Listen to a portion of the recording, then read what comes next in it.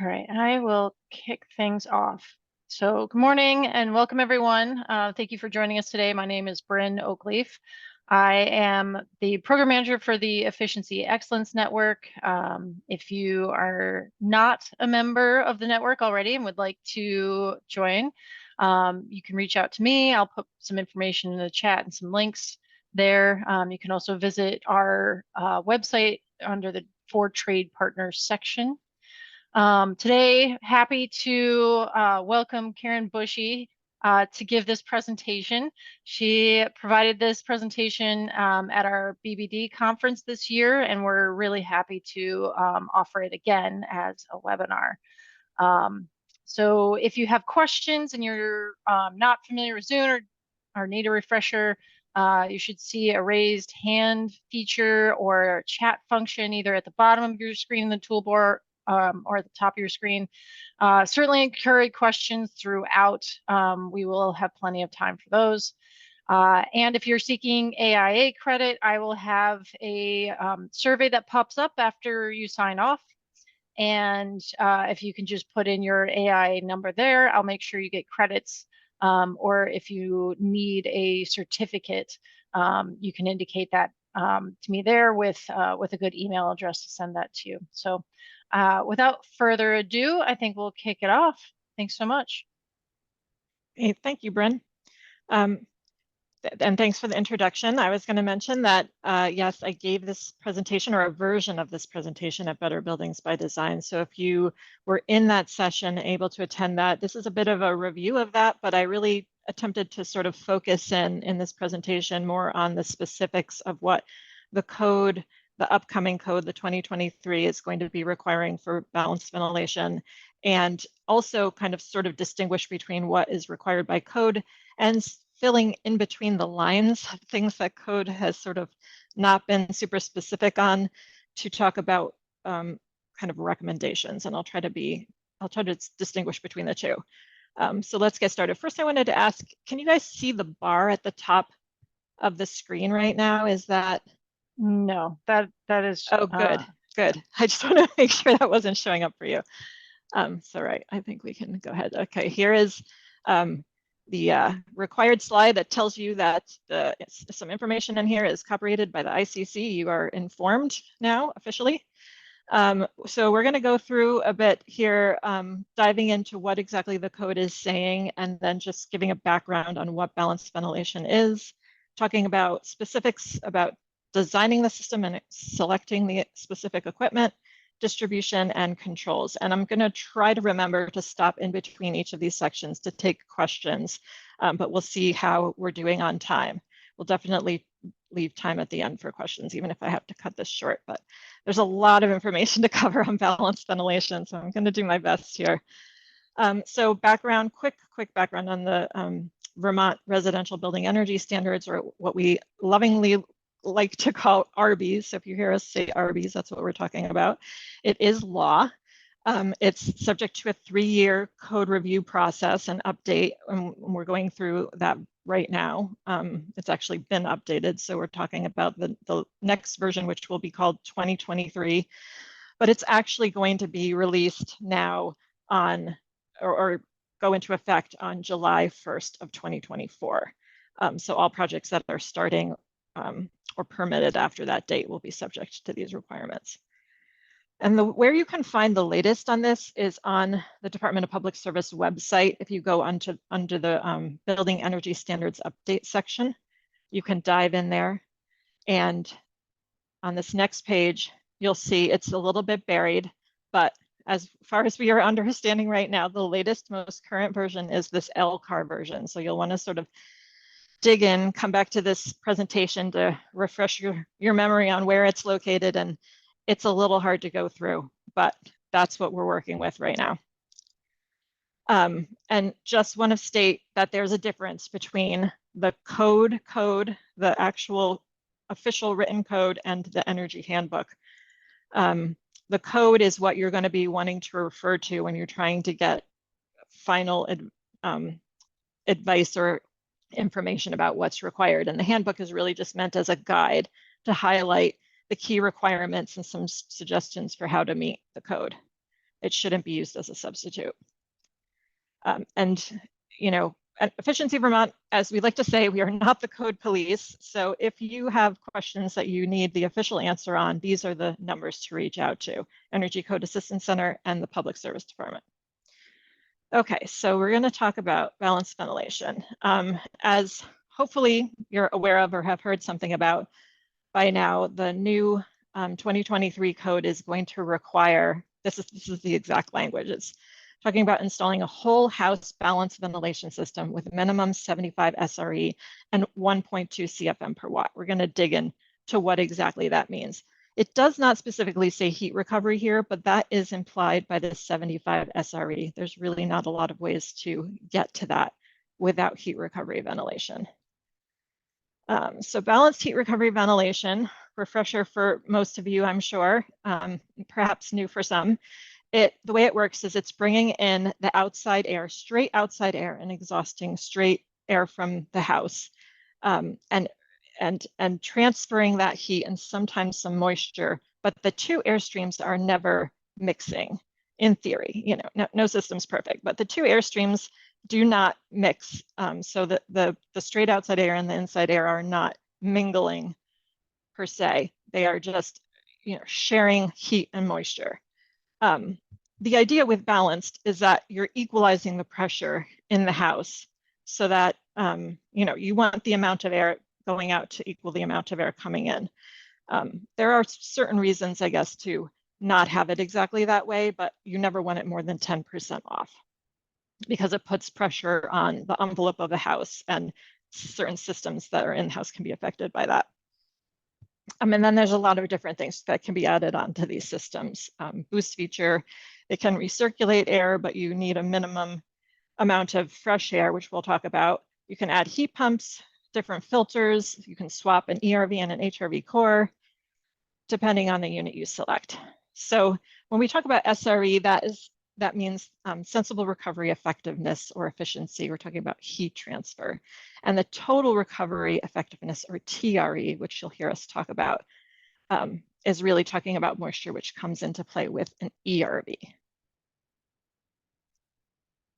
So just quickly, the way that the passive cores, you know, every core of every unit is slightly different. And, you know, some manufacturers will tell you specifics about it and others won't because it's proprietary, but in general, this is the way they work. This is how the two air streams are sharing heat and sharing moisture, transferring it from the hotter to the colder or the moister to the less moist, and not mixing. It's kind of like a corrugated layers where the air is moving through these layers. So it's not, the air is not mixing, but they're sharing the heat and moisture. The difference between an HRV and an ERV, again, is really the transfer of moisture. So the HRV is really only transferring heat energy or sensible energy. And you can, in general, get higher SREs on those because of that.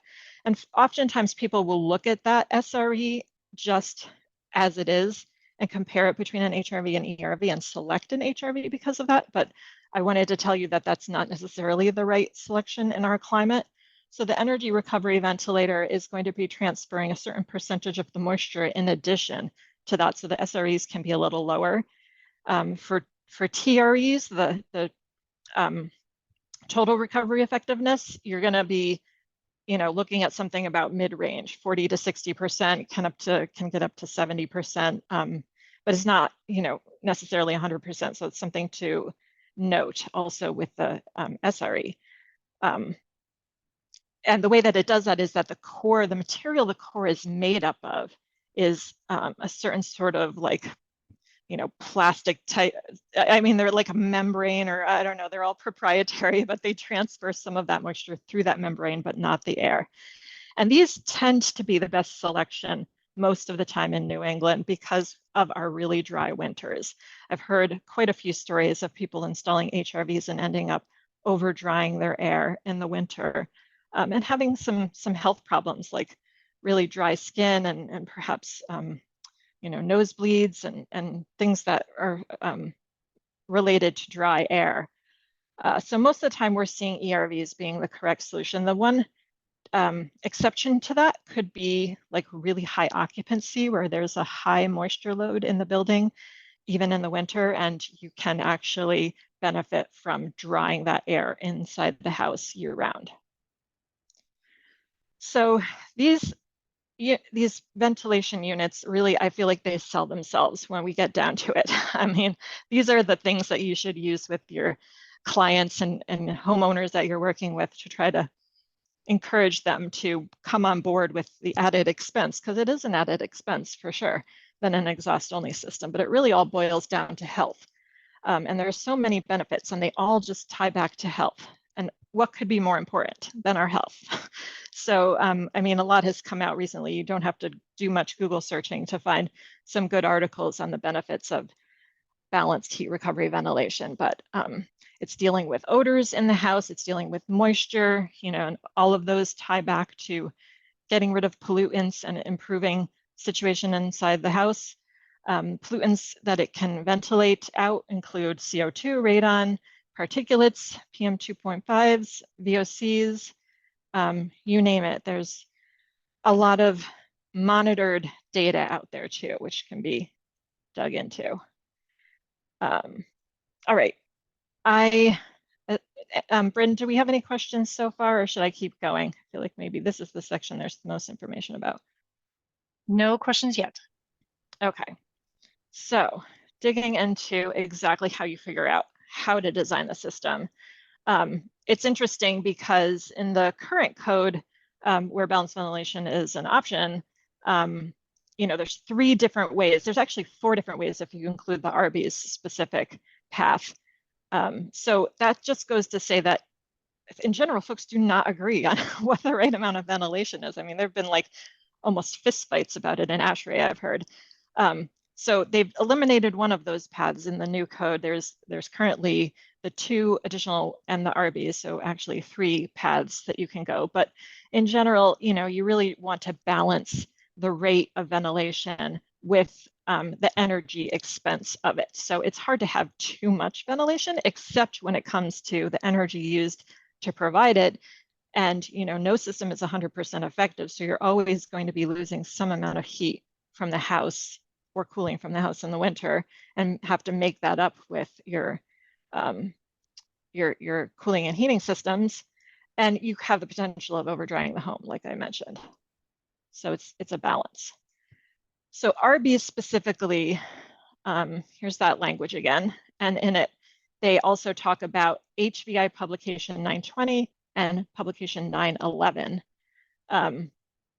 So 920 is the procedure by which HVI, the Home Ventilating Institute, comes up with the data that they display with each product in 911. So 911 is the products directory, the one you'll be interacting with the most. And if you want to find out exactly how that data was tested and they came up with it, then you can dig into 920, which explains that.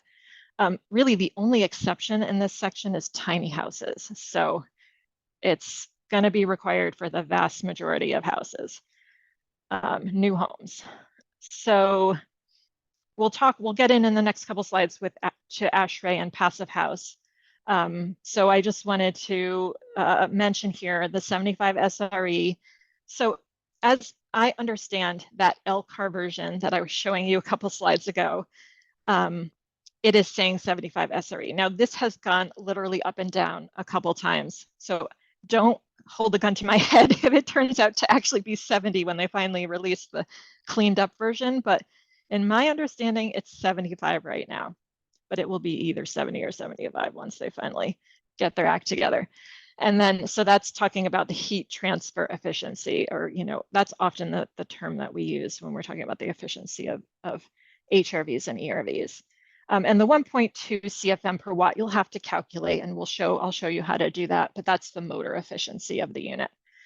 And there are points. So if you're doing the package plus points method in the code, then you can get, again, my understanding based on how the code's written right now, 3 points each for 80 SRE or 2.0 CFM per watt. And again, these are minimum numbers.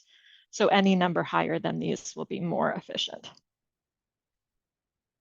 So in addition, room-specific requirements, there really are no room-specific requirements except for bathroom in RVs.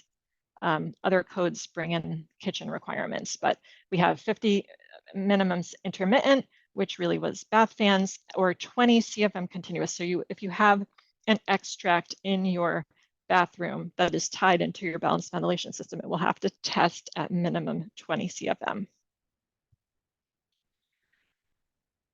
Okay, so for the RB's requirement for capacity, you can go with either rated or verified. So rated will be the rating capacity that's listed in HVI, and they have you use the listing. It'll list different capacities at different external static pressure, which is designated in inches of water column or inches of water gauge. And they have you use the capacity at 0.1 inches water gauge. So you'll have to look that up in HVI, which I will show you. We're going to use as an example as we go through each of these different options for sizing your system. We're going to go through an example, and I have that shown on the upper right-hand section of all of these slides. So it's a 3-bedroom, 2,000 square foot home as our example. So for the rated capacity in RVs, 25 CFM per person, which is noted as bedrooms plus 1. They use bedrooms as a proxy for people, for occupants. We get 100 CFM rated capacity. Or for verified, 15 CFM per person, we get 60 CFM minimum verified. And testing can be done for points. It's actually just 1 point, so just something to keep in mind. Also, I wanted to mention here, because they're using per person bedrooms as a proxy for people, if you have a project where you know is going to be higher occupancy and there's going to be at least 2 people per bedroom, take that into consideration when you're sizing your system, because probably these might not be quite enough ventilation. So the ASHRAE standard goes into, so this is 2019 that is being asked for in the 2023 RB's code. It doesn't change a lot from 2016 for any of you who are familiar with that, but just something to note, it's still kind of new. So we're looking at 3 CFM. They break it up into square foot of living area or square foot of home and per person, which is again bedrooms plus 1. So they have you use 3 CFM per 100 square foot plus CFM 7.5 CFM per person. So that for this example works out to be 90 CFM minimum continuous ventilation rate. There is an option for intermittent operation with this. So if you have a system that works for 75% of the time and then turns off for 25% of the time, that would be allowed by ASHRAE. It requires measuring, and ASHRAE brings in a kitchen requirement, which comes into play with Energy Star verification. ASHRAE also has this really great, Residential Energy Dynamics has this great tool, which you can use to calculate that, sort of complex calculation there for ASHRAE. It's really handy. This is the 2016 version. The 2019 is not available yet. I imagine it will be pretty soon, but I don't think it's a lot different with respect to single family homes and what we're looking at right here on the screen. So this allows you to take an infiltration credit. So if you have a blower door test result from the house, you can actually use that as a credit against your required ventilation rate. So for this example, you can see highlighted down below our 90 CFM that we came up with before. And I just threw $500 CFM at 50 pascals as the air leakage. And that gives us a credit of 20.9 CFM for the ventilation rate, which we end up with 69. I think you really have to round that up to 70. So I think I was 79 on my example, but let's pretend it's 70. And then another thing that this tool does is it can show you that if you want to run your unit intermittently, it'll show you that runtime hour. So on the left side here, there's a section that's doing that. You put in the fan capacity and it tells you how often it has to run in order to provide that amount of ventilation. And you can choose here whether or not you want to take that infiltration credit. Really what it's doing is saying the cracks in your house are part of your ventilation system. you know, I would not want to actually have that be the case. So I probably, if I were doing this for my own house or a client's house, I would click no, but it is an option officially. So the passive house requirement is 18 CFM per bedroom. You would figure out the supply and figure out the exhaust side and use the largest of either. It almost always works out to be the exhaust because you're adding up your bathrooms and your kitchen. But really, you could look at it either way. For a high number of bedroom house, it might end up being the bedrooms. So for this project, it's the exhaust side, 2 bathrooms, and a kitchen work out to be 65 CFM minimum exhaust. And these are minimum numbers, remember. This is like the amount that you're expected sort of to run the home and continuously in a 24/7 situation. This is the amount of air that's going to be continuously provided. Okay, so comparing all of those that we just went through, we have the RBs with 100 rated, and then the verified section, they're actually pretty close. If we were using the ASHRAE without the infiltration credit, that would by far be the highest for verified at 90 CFM. But in general, it's kind of nice that they're close because it doesn't always work out that way. Just want to make sure I'm good on time. Okay. Yeah, I just wanted to throw in something about ductless systems because that always comes up. This also applies to ductless systems. If you're figuring out your capacity and you have several different ductless fans, you're going to want to add up the capacity of those fans and have it meet that minimum capacity requirement for RBs. But the disclaimer here is that I'm going to be talking a lot about ducted systems in this session, really because we've seen a lot of projects with both and feel that ducted systems really perform better in general, especially when you're building a new house and you have the opportunity to put ducts in. They'll really perform better. They'll get that fresh air to all sections of the house and provide the needed distribution. Really, the capacity of a lot of the ductless units that are on the market is very low, so you need a lot of fans to really make up the same amount that you would get with a ducted system, and it doesn't really save money if you're actually trying to provide the same amount of ventilation. The next 2 slides I'm not going to go into detail on, but I wanted to include them so you could go back later and take a look. They're talking about room specific, and these are not requirements, these except for the bathroom. They're just recommendations, but when you're looking to design your system, you're going to want to add up all of the rooms and what you want to be providing to each room and what rooms are getting exhaust and what are getting supply and any specific requirements that specific home needs. And oftentimes when you add up the rooms, you'll end up with a number that's higher than that minimum required ventilation rate from RBs or ASHRAE or passive house. So it's just something to keep in mind that in the end, you may actually want to be providing more ventilation than they're telling you to. Not a lot more, but okay. So we talked about what you have to do for, actually, maybe here I should stop and see if anyone has any questions because that was a lot of information.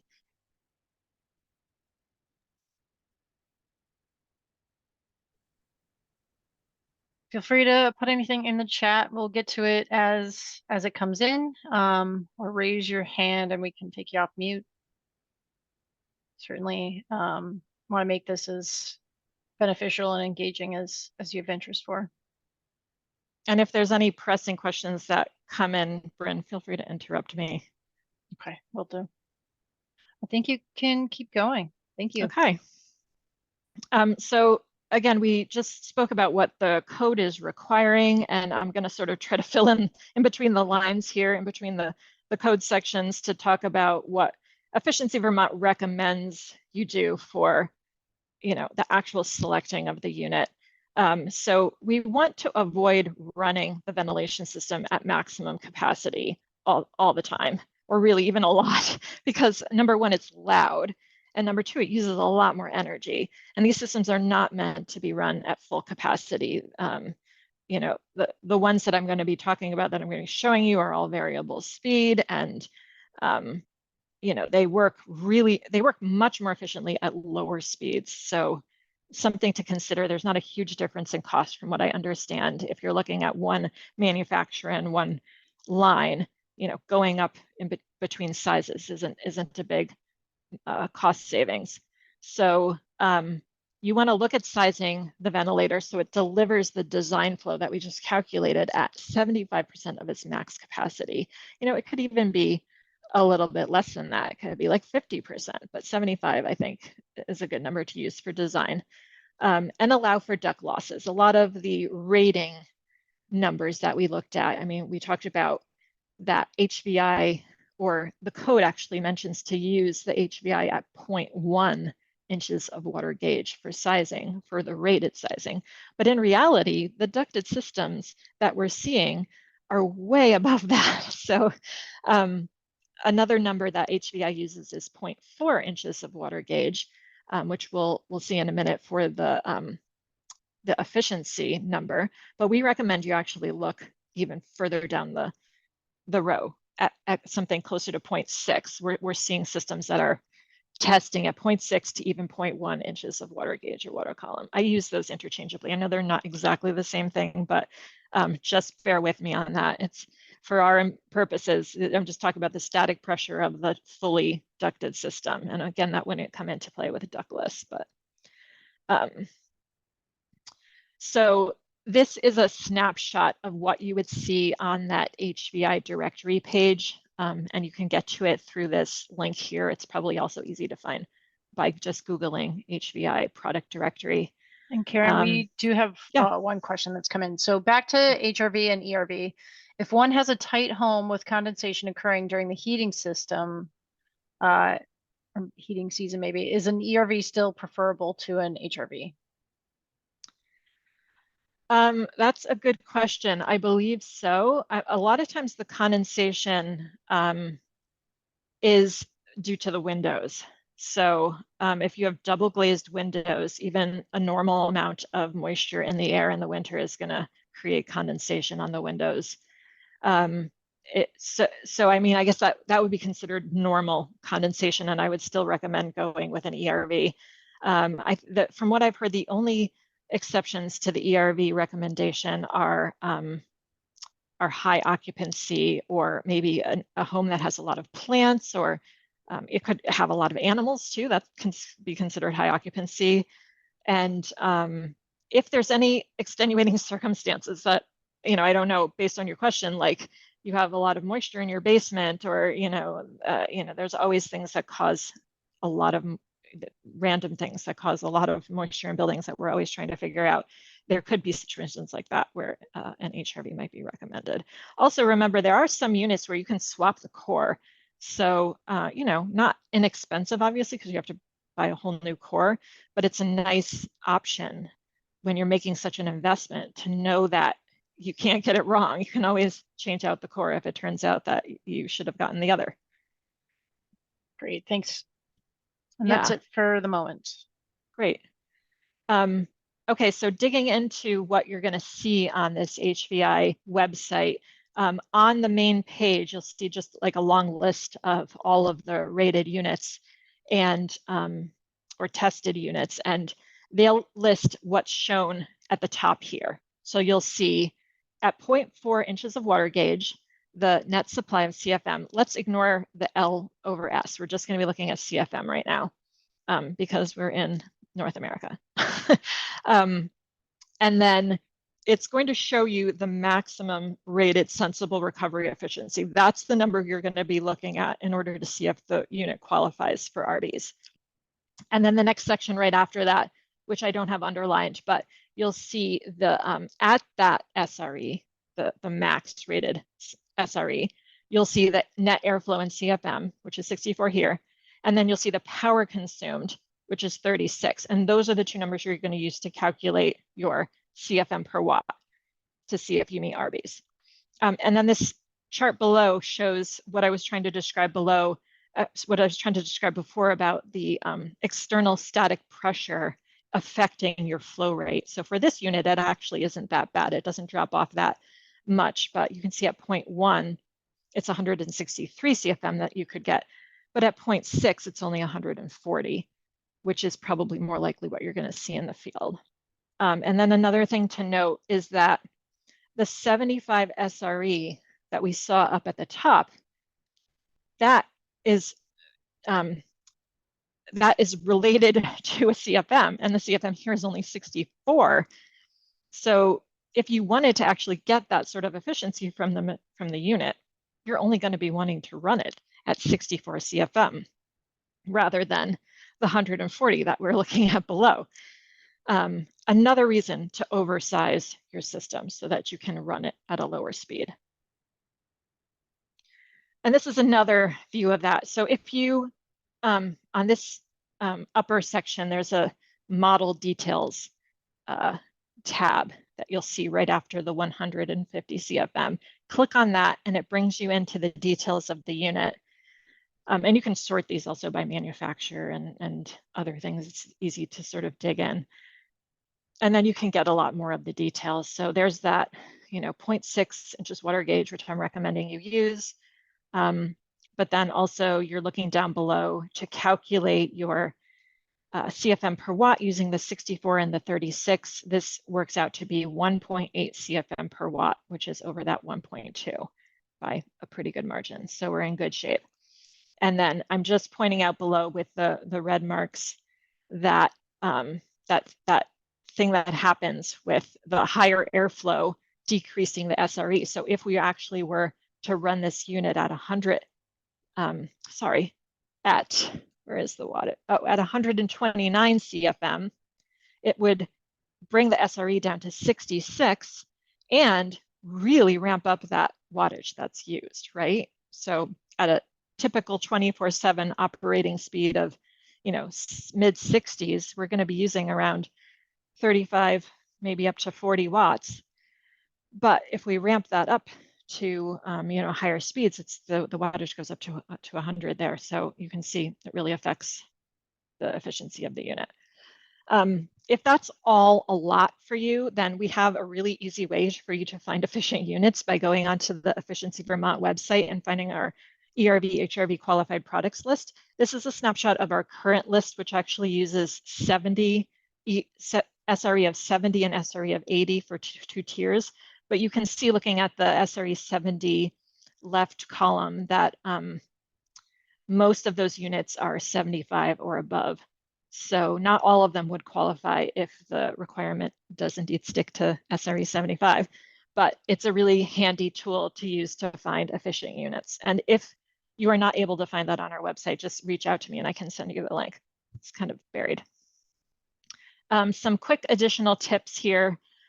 You want to select a unit that has a good filter option. Most of them come with a MERV 8 filter, which is not really doing a whole lot for filtering out fine particulates. Really look for a unit I recommend that has a MERV 13 filter or above. I don't actually think there's anything in the code about filter requirements unless it's in a different section. And oftentimes, like, you'll find units that come with a MERV 8 filter, but you can actually purchase a MERV 13 or a higher MERV filter to put in place of it. So you could look for that option. Select units that are quiet. Again, oversize them so you can turn them down and they're much more quiet. Think about duct pathways and trying to isolate the unit so it's not vibrating the structure. Don't locate it super close to living spaces or bedrooms. Because otherwise, folks are just going to turn it off. And think about where you're locating it as far as service. I've seen a lot of units like stuck up in a corner of the attic where somebody is never going to get in there and change the filter. These units really have to be maintained. They're going to work better. They're going to provide more healthy air. You really have to get in and change that filter often. So don't build it.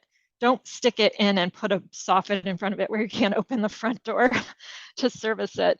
And then things with the intake duct and the exhaust duct, but mostly the intake duct, think about minimizing that length because it's bringing in cold air in winter. It definitely has to be insulated. And you want to locate that intake duct at least 10 feet from a contaminant source or the exhaust of the unit. And think about where you're bringing the air in from. Avoid any area that might be getting like exhaust fumes or smoke from your neighbor's wood stove or whatever. And then the exhaust hoods or the intake and exhaust hoods have to be above snow line. And also, I forgot to mention when we were talking about HRV and ERV, that the HRV always has a condensate. The ERVs don't always, but often they do, I'm finding. So putting your unit in an area where you can easily access a drain is really a smart idea. Okay, so some of the units that we're seeing right now, these are on the Efficiency Vermont QPL, but there's also others on there that I never see. So these are the ones we're actually seeing in the field. Definitely range in price. I broke them up into passive core, which has a core similar to what I was showing you before. And then active core, which are the ones that add a heat pump into them so they can provide some heating and cooling. So for pricing, we're finding that like starting price is maybe around $5,000 for a fully ducted unit in a modestly sized house. And it can go up in a larger house or a more expensive HRV or ERV to $15,000 or $20,000. And then these heat pump or core units that are much more complicated and have more controls and sensors, can get up even above that. But I think that's kind of the range that we're seeing. And for ductless options, these are some of the ones that we're seeing and hearing about. Mostly I see the Lunos these days still, but there are others that are coming out that maybe provide a little bit more CFM than the Lunos does. And another thing to consider is whether or not you're going to include your bathroom ventilation into the whole house system. There's varying opinions about this. Here's some of the benefits and drawbacks of that. If you have a 20 CFM continuous fan, it's not going to exhaust moisture from your bathroom quickly, but it will do it over time. It just takes a little bit longer. So you could consider having both. You could consider having exhaust connected to your HRV system and also a separate exhaust only fan that you're just turning on for showers. That would get that moisture out of there a lot more quickly.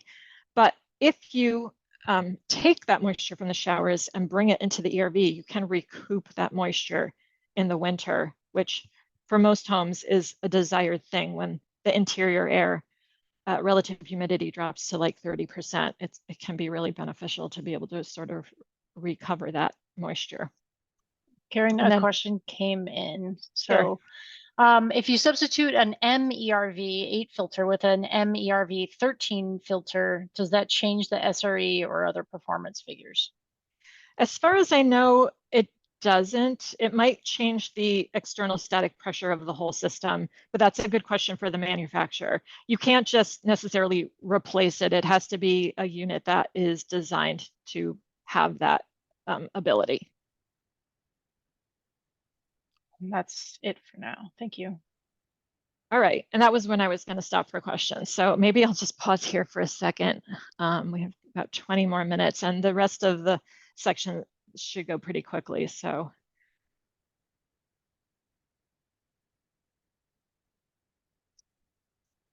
Great, nothing coming in at the moment.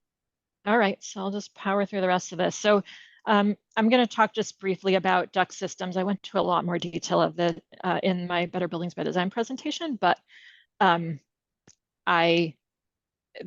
could be a whole other presentation itself. We're not going to take that much time. So these are really what you're looking for if you're going to be doing a ducted system for your HRV or ERV. All of these things inside the envelope. We're going to talk a little bit more about each, but I wanted to really talk about this option because this is becoming sort of more and more attractive, I think, for folks who are trying to add ventilation but keep it reasonable. If you have a fully ducted heating and cooling system or just heating system, whether it's fossil fuel or heat pump, then you can pretty easily combine your HRV or ERV into your system. And it also allows you to add other things like a different filter and dehumidification, etc. So this just highlights some of the drawbacks and pluses. Really, the only the major plus for an integrated system is cost savings. The standalone system is going to perform better when you're just talking about providing that ventilation to the rooms in an efficient way. The integrated system requires you to interlock the controls of the air handler for the air delivery system to the HRV or ERV so that it runs whenever the ventilation system runs, which really should be all the time. So it can actually result in a lot more energy use because of that. And the duct sizing for your forced hot air system or your heat pump system is going to be a lot larger than what would be required for ventilation. So a lot of times the air delivered by the HRV or ERV kind of gets lost in there and it doesn't actually make it to the rooms that you really want it in. I think if you did, I haven't actually seen this, but if you did some monitoring of, putting air quality monitors in different rooms in a system like that, you would find that you weren't actually getting a fully distributed dilution of pollutants around the house. It's just something to consider, but it is a pretty major cost savings. Yeah, I wanted to mention that back when I was showing the units. So we're finding approximately $3,000 for the addition of a ventilation system into a fully ducted heating and cooling system. That's probably a starting point too. One of the more important things when you're designing early on is to really make room, not just for the unit like I was talking about so you can service it and access it, but also for the ducts. They should take up space. You need to have them within the thermal boundary. So definitely give it some thought. We are seeing a lot of folks just doing it with soffits in cases where you don't have a fully open condition basement because it works really well to get that around the house. And it doesn't always have to be brought far into the house. So there's a way you can do it with minimal soffits. Just mentioning, there is a organization out there that regulates this and you can use to actually fully design the system. The most important things I wanted to point out from that process are efficient fittings. So these are all things that will help you decrease your external static pressure of your system to be able to get more efficiency from it. So efficient fittings, really fittings that don't have a sharp 90-degree throat shown in that image on the lower center, are going to be more efficient and decrease your external static pressure. Limit the amount of flex duct, and when it is used, I'll talk about that on the next slide actually, how to use flex duct. You want to seal all the joints, seal the duct boot to the wall or ceiling. A lot of these things are not typically done, so just something to know about and sort of monitor whoever's doing the work to make sure that they're providing all of these things. It's just going to give you better efficiency overall, and then selecting terminals that will affect the final delivery. So for flex duct, if it is used, which we do see a lot of it, basically when it's fully installed, it should look like rigid duct. You'll see the insulated sleeve, but really it should look rigid and straight. It should look like it has, turns that look like they could be done with a rigid duct. So pulled tight, no slack, supported, not compressed, either the duct or the insulation, because you want the insulation to actually work. And Arby's actually says that if flex is used, it shouldn't be used for runs longer than 8 feet.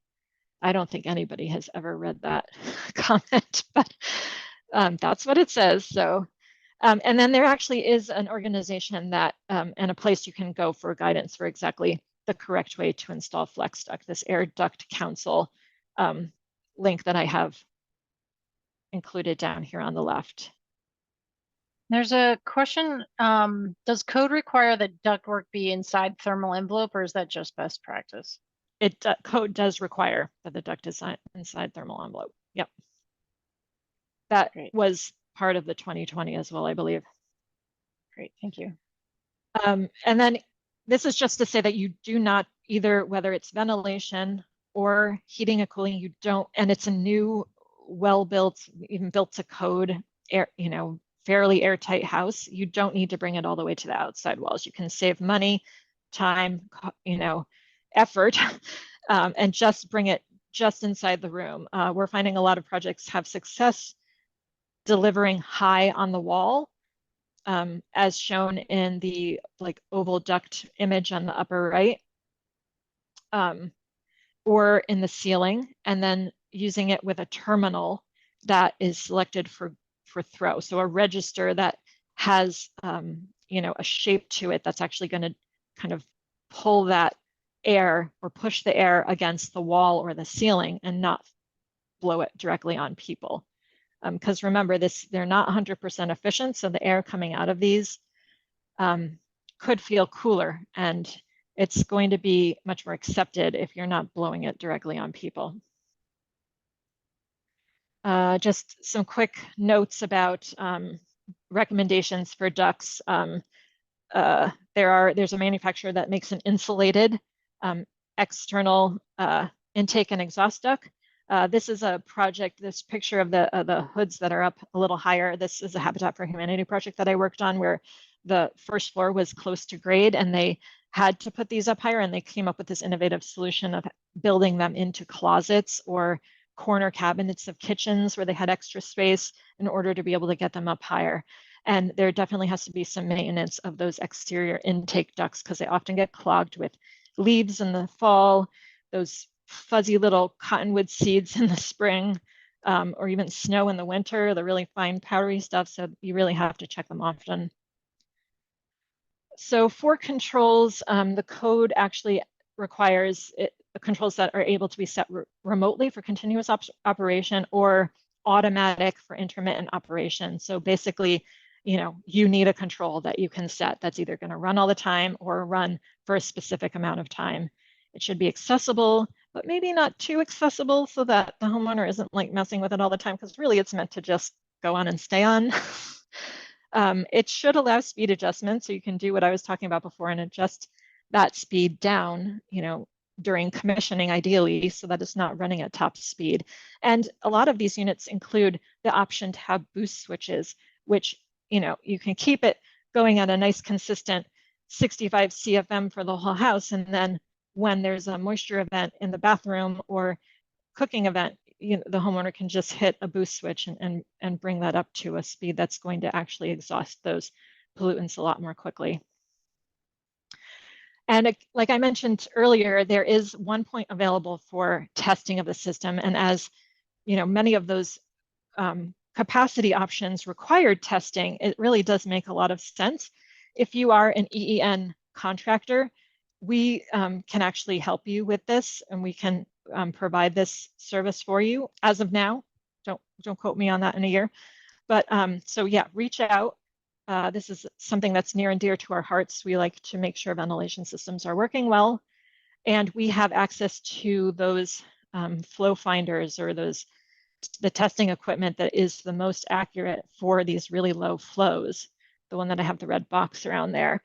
But really, the code lets you use just about anything to do the testing. So if you wanted to test that, the system capacity with like a, in the duct itself with a pitot tube, that's entirely possible. And then it's requiring that the balance systems be within 10% of exhaust and supply. And maintenance, last but not least, maybe the most important thing. You definitely have to do it with these systems. Like I would think maybe more than your furnace or your heat pump. I think it's pretty critical. You're going to be changing those filters at least twice a year, maybe up to 4 times a year. Some of them have 2 sets of filters that need to be changed. And then the cores actually need to be cleaned. You can get a few years, you can get many years out of it, but it's not something to forget about. Again, that exterior intake screen, don't forget about that. And other things to think about. I think folks who install these systems should think about providing service plans for them, just like you would for your heating or cooling system for your house, because it's pretty critical for maintaining them and getting them to last longer and actually do what they're supposed to do with the fresh air. Karen, do you know if the manufacturers or the suppliers provide trainings on cleaning the systems? I do not know. I haven't heard of any, but that's a really great idea. you know, I think at the very least you could reach out to their technical department and have them maybe send you some information on it. Okay, But I haven't heard of any actual trainings. It's great. a good idea. Thank you. Looking for more information, you can dig into these links right here. We have some more specific information on our website at Efficiency Vermont, and then a kitchen ventilation best practice, which we haven't really touched on much here. There are some specific Energy Star requirements for kitchen ventilation attached to HRVs or ERVs, but reach out to me if you have more specific questions on it, and I'd be happy to give you more information. And again, the required slide, and I think that's it. We can take questions.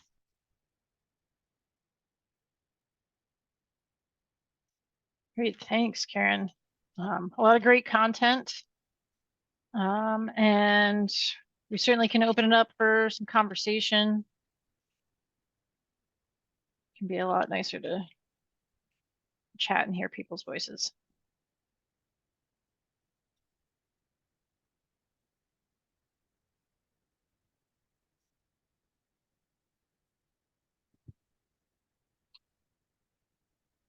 Are there any best practices, or, you know, other than what the code requires, is there anything else you'd want to highlight that you haven't already mentioned, Karen?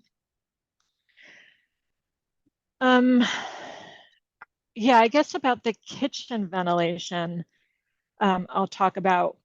So for, I mean, these kinds of like the general best practices, you know, evolves over the years. It's interesting to watch, but you know, when the passive house movement was first like really gaining steam, they were recommending that you include your kitchen ventilation in your balanced ventilation system. So not providing any kitchen ventilation to the exterior. But that thinking really has shifted in the last several years.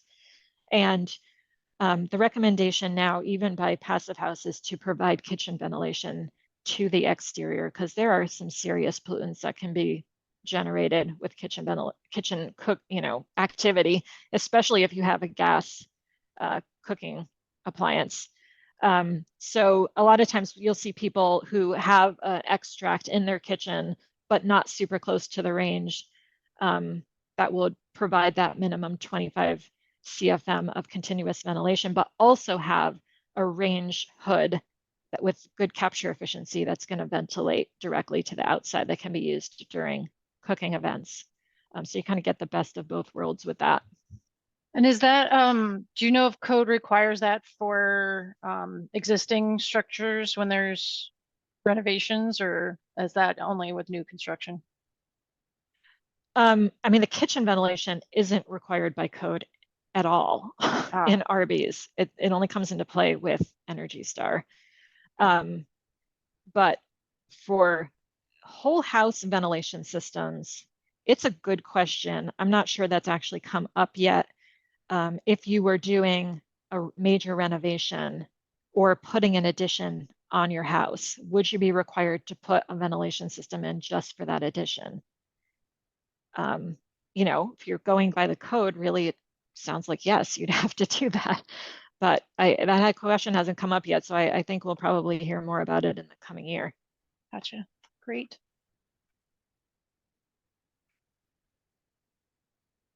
And in your work, have you noticed any, I don't know, I guess, nightmare scenarios or lessons learned examples? Yeah, I have had the luck to be able to go out and test a lot of these systems in the last several years as they've been put in. And I almost never get to a house and test a system where everything is perfect and installed the way it was supposed to be.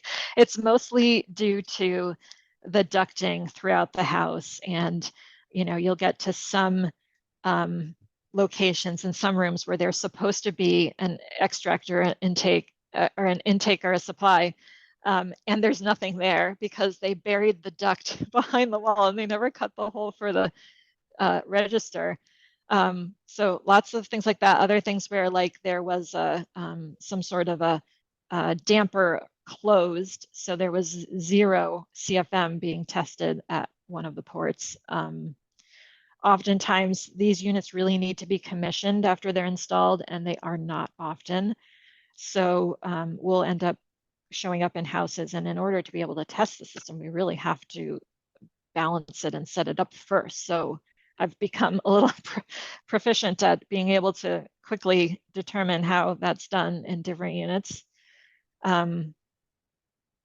Yeah, I think, and you know, flex duct issues of not getting the flows that are supposed to be in each room because the flex duct is compressed or something like that. But yeah, you name it, I've seen it. And you mentioned earlier about technical support provided to EN members. Do you want to just get into a little bit more about what that's like? Yeah, really, I think for balanced ventilation specifically, we kind of will provide whatever you need for design and, you know, potentially testing after the unit is installed, because it's still a pretty new, you know, addition. It's not, hasn't even been officially the addition to the code yet, but we've been requiring it in our programs for a while. So we really want contractors to get up to speed with how to do this well. I mean, we would help, you know, connect you with the right unit, help you with sizing. If you're talking about design, help locate ducts, help figure out how you want to, you know, your general strategy for locating the unit and locating the ducts. I do that a lot, actually. And then, you know, support throughout, going out to site, checking out the duct layout before it gets covered, and then at the end of the project helping with the final testing and commissioning. Really should be the mechanical contractor who's installing it to commission it, but it could be anybody. You just have to be able to read the manual, really. One thing I didn't mention before was there's a particular very high efficient system that starts with a Z that most of you probably know that provide really great design support, and you can send them your plans and they will help with a layout and a design and a projected flow for each room. And then they also actually have their own proprietary ductwork that fits within a 2x4 framed wall. That's very easy to run. And I actually know quite a few contractors that just run it themselves and don't hire a mechanical contractor to install their HRVs. It is unfortunate, but it is a savings. So I just wanted to mention that. I mean, it's unfortunate for mechanical contractors, but hopefully they still have plenty to do with the fully ducted systems. And then commissioning is like a breeze with that, with their most recent unit. It's just basically it does its own calibration and sets itself up. I mean, there's always more to do, but and adjustable registers is also important because you're not going to get the exact flow out of each port that you think you're getting. So that just allows you to be able to make those in-field adjustments with any system.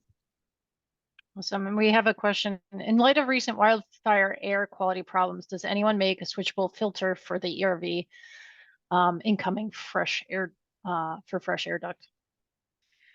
The guidance for that in general for wildfires is really, I mean, a hive MERV filter is going to help for sure. But if the situation were, you know, in kind of the red category in your area, I think the recommendation that I've read is actually to either turn your unit off or put it in recirculation mode. So you're actually not bringing in that wildfire smoke just for the time that the warning is high.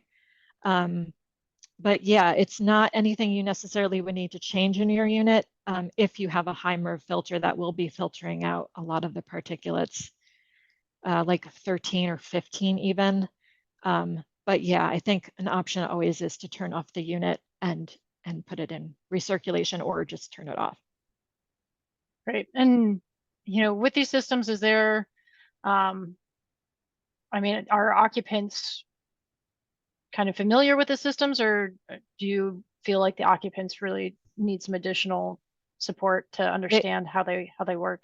Yeah, thanks for mentioning that. That is definitely important. They don't know what they have usually unless they've lived with one before, and they will need some training, especially like if it's something that they will be interacting with, or even training if it's just a system that doesn't have any boost switches that's meant to run 24/7, just instructing them that it's meant to do that. Don't turn it off. Here's this noise that's normal. And then the maintenance piece of it is particularly important to communicate. So along with any, homeowner's manual that you're providing to the homeowner, information about recommended filter change, schedule in there would be important. Wonderful. And checking the exterior intake often. Very helpful. Looks like we have another question. Does Efficiency Vermont have any statistics on how many of these systems have been installed in Vermont to date? I don't have a number, but it's in the hundreds.